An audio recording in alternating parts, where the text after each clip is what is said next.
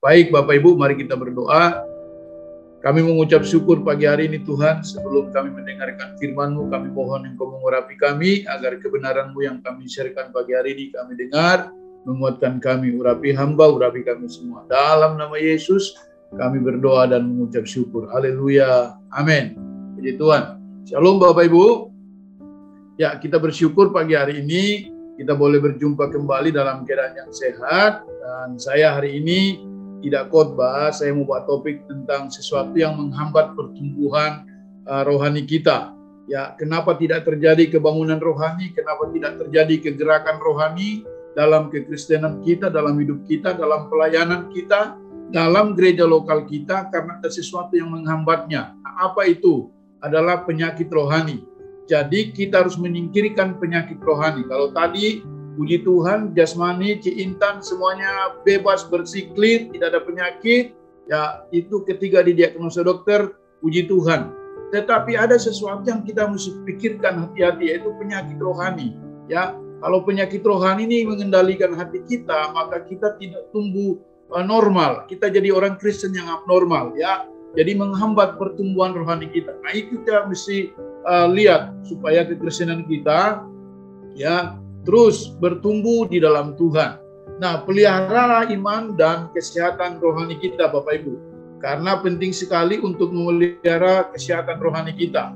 Kalau kita punya rohani yang sehat, jiwa kita sehat, hubungan kita dengan Tuhan sehat, maka hubungan kita dengan sesama pun, baik kepada pemimpin rohani yang di atas memayungi kita, dan teman-teman seiman, ya, itu sehat, kita menjadi orang yang menjadi berkat.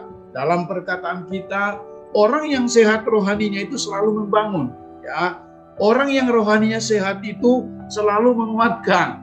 Orang yang rohaninya sehat itu selalu memberikan motivasi yang baik. Nah, Alkitab berkata begini dalam 2 Timotius pasal yang pertama ayat 13, peganglah segala sesuatu yang telah engkau dengar daripadaku sebagai contoh ajaran yang sehat. Tolong digarisbawahi kata ajaran yang sehat. Dan lakukanlah itu dalam iman dan kasih dalam Kristus Yesus.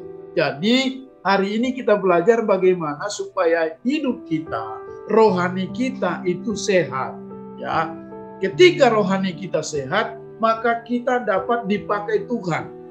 Yang mengerti katakan amin. Ya, ketika rohani kita sehat, maka kita bisa melakukan pelayanan yang bisa berdampak bagi tubuh Kristus. Ketika rohani kita sehat, kita bisa tumpang tangan atas orang sakit sembuh. Ketika rohani kita sehat, kita bisa mendoakan orang, kita bisa mengkonseling seseorang, kita bisa mengingkari seseorang yang dalam keadaan lemah, sehingga hidupnya jadi kuat. Jadi penting sekali bagaimana kita, ya, mengalami kekristenan, rohani kita sehat, sehingga kita dapat jadi berkat. Pertanyaannya, bagaimana kita dapat menyingkirkan penyakit rohani? Ini yang perlu kita pelajari bersama-sama. Nah, setidaknya ada 3 hal yang harus kita lakukan agar kita dapat menyingkirkan penyakit rohani dalam perjalanan iman kita kepada Kristus Yesus. Saya tidak menyinggung tentang ketuhanan Yesus. Saya percaya praeksistensi Tuhan Yesus kita tahu semua. Tidak usah kita ragukan itu, ya. Karena kita punya gembala, pemimpin rohani yang mengajarkan kita bahwa Yesus itu sudah ada dari awal. Ya, beberapa hari yang lalu kan kita dikagetkan dengan hal yang demikian. Sampai saya ikut seminar tentang hampir berapa, ya, 230 STT di Indonesia yang mengatakan bahwa ya ini harus dilakukan dengan benar. Tapi saya tidak masuk ke ranah situ. Ya, ini bukan tanggung jawab saya, tapi saya mengingkari sekitar ini bagaimana kita supaya rohani kita sehat, dan ketika rohani kita sehat, kita bisa dipakai Tuhan secara dahsyat. Ya, yang pertama ada 3 hal. Bagaimana kita mengenali penyakit rohani dan mengobatinya? Ya, jadi kita harus mengenali penyakit rohani dan mengobatinya. Kalau orang sakit datang ke dokter, dokter diagnosa, oh ini ibu sakit lambung, oh ini ibu ininya lagi tinggi, hipertensi, oh ibu ini gulanya tinggi. Dokter menganalisa dan mengambil kesimpulan karena hasil check up. Seperti tadi Ibu Intan, kita bersyukur dokter berkata clear. Nah, bagaimana kita bisa mengenalinya? Jadi kita harus mengenali penyakit rohani dan mengobatinya supaya kita bisa melangkah lebih dalam di dalam pelayanan kita. Perbuatan-perbuatan daging, ya, Galatia 5. Perbuatan daging telah nyata, yaitu percabulan, kecemaran, hawa nafsu, penyembahan berhala, sihir, perseteruan, ingat Bapak Ibu, perselisihan, iri hati, amarah, kepentingan diri sendiri, percederaan, roh pemecah, kedengkian, kemabukan, pesta pora, dan sebagainya. Alkitab berkata, terhadap semuanya itu kuperingatkan kamu seperti yang telah kubuat dahulu, bahwa barang siapa melakukan hal yang demikian, ia tidak akan mendapat bagian dalam kerajaan Allah.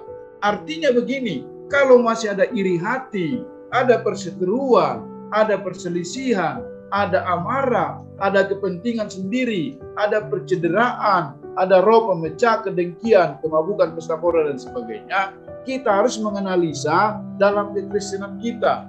Apakah ini masih ada terbesit dalam hidup kita?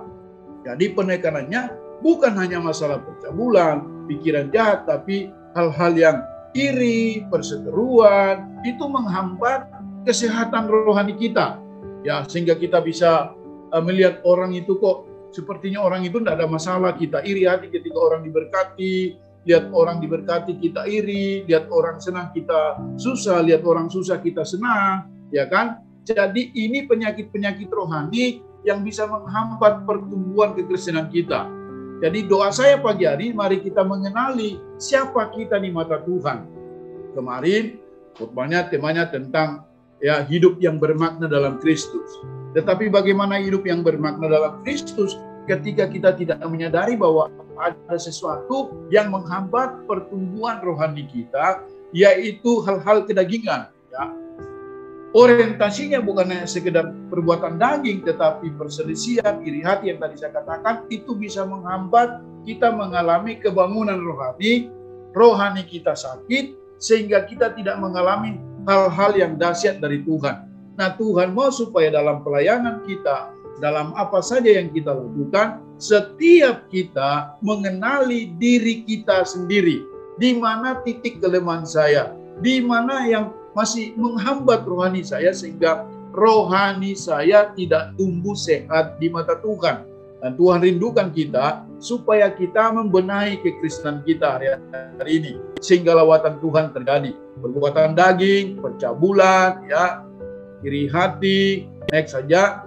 Ya, ini kejadian-kejadian yang lalu, kita lihat LGBT dan sebagainya. Jadi itu meningkat hari-hari ini. Jadi kita harus menjaga supaya ya iri hati, amarah, kepentingan diri sendiri, percederaan, roh pemecah, kedengkian. Nah, hati-hati ini di gereja. Hati-hati ya, iblis berusaha menabur ini dalam pelayanan. Nah, orang iri hati, merasa gerejanya lebih besar, merasa lebih bertumbuh, ya, merasa jadi pemimpin rohani yang lebih hebat.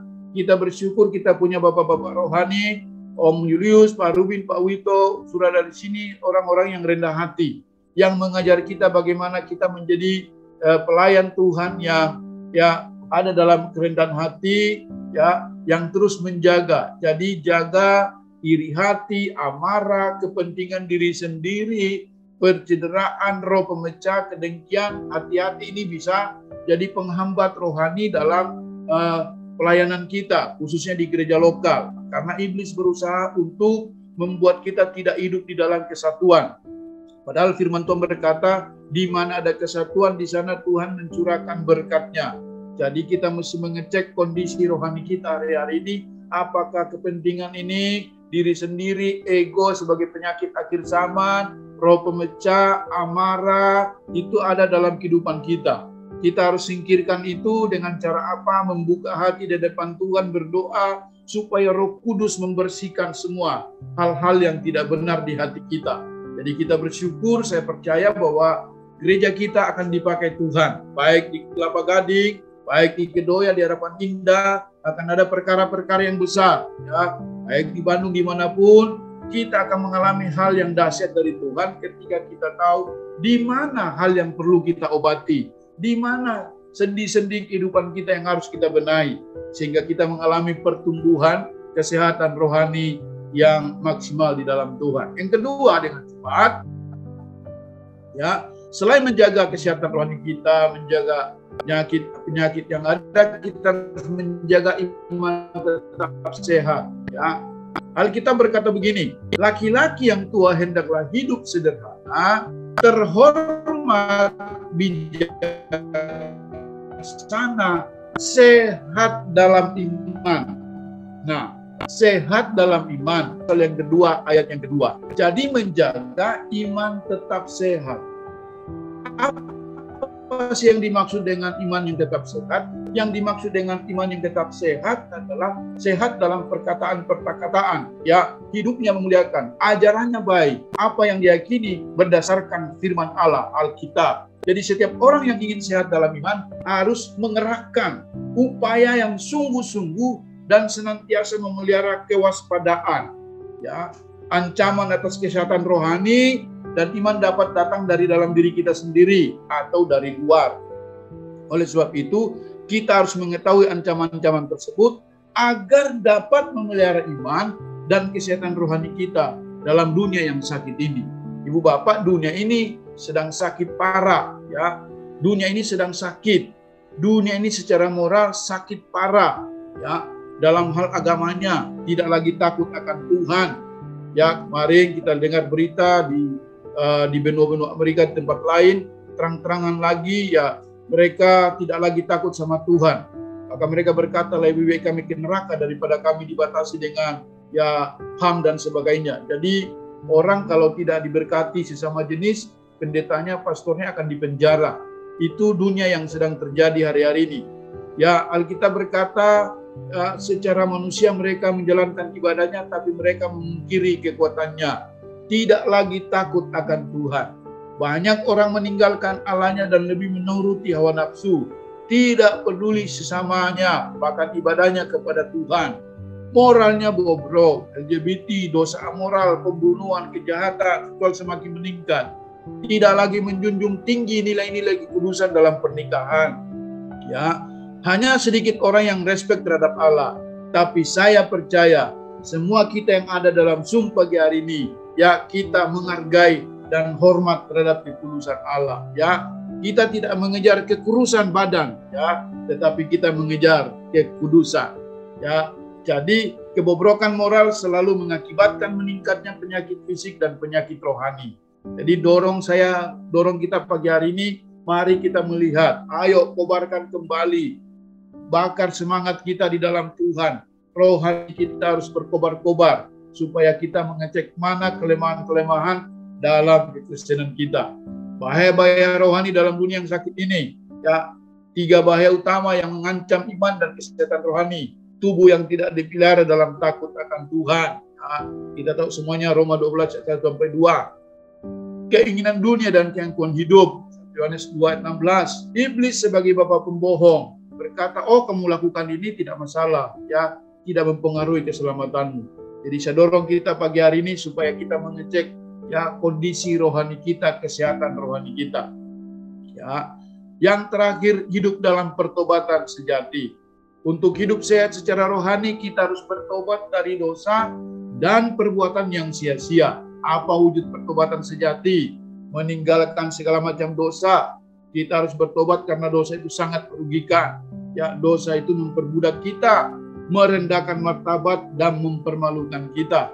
Bentuk dosa yang harus kita tinggalkan: dosa seksual, percabulan, kecemaran, hawa nafsu, ya, emosional, iri hati, perseteruan yang tadi saya katakan, amarah dan kedengkian. Ya, dosa kenikmatan daging, pesta pora dan kemabukan. Doa saya biarlah pagi hari ini kita sama-sama bertumbuh di dalam pengenalan akan Tuhan sehingga rohani kita sehat. Ya, menjadikan Yesus sebagai Tuhan. Ya, untuk dapat mengalami pertobatan sejati, kita harus hidup bagi Kristus. Sebagai milik kepunyaannya, Tuhan berhak dan memiliki otoritas untuk mengatur hidup kita dan bukan kita yang mengatur Tuhan. Ya, jadi di dalam buku SMK dikatakan Yesus harus menjadi Tuhan atas waktu, uang, karir, hobi, pergaulan, keluarga. Yesus bukan hanya juru selamat, Yesus bukan hanya juru rawat, juru berkat, tapi Yesus adalah Tuhan atas hidup kita. Jadi ketika kita menjalani kekristenan kita hari-hari ini, mari kita bertumbuh di dalam pengenalan akan Tuhan, sehingga rohani kita sehat, kita tahu kondisi rohani kita. Karena rohani yang sehat akan mempengaruhi komunitas. Rohani yang sehat akan membawa kebangunan rohani. Rohani yang sehat akan mendorong rekan-rekan kita untuk bertumbuh lebih dewasa di dalam Tuhan. Doa saya, biarlah kita mengenali diri kita sendiri, kita mengecek ya sampai di sejauh mana kondisi rohani saya hari ini. Apakah rohani saya masih tetap berkobar? Apakah rohani saya tetap sehat? Hubungan dengan Tuhan bagaimana? Saya percaya kita semua yang mengenali titik-titik kelemahan kita. Tuhan Yesus memberkati.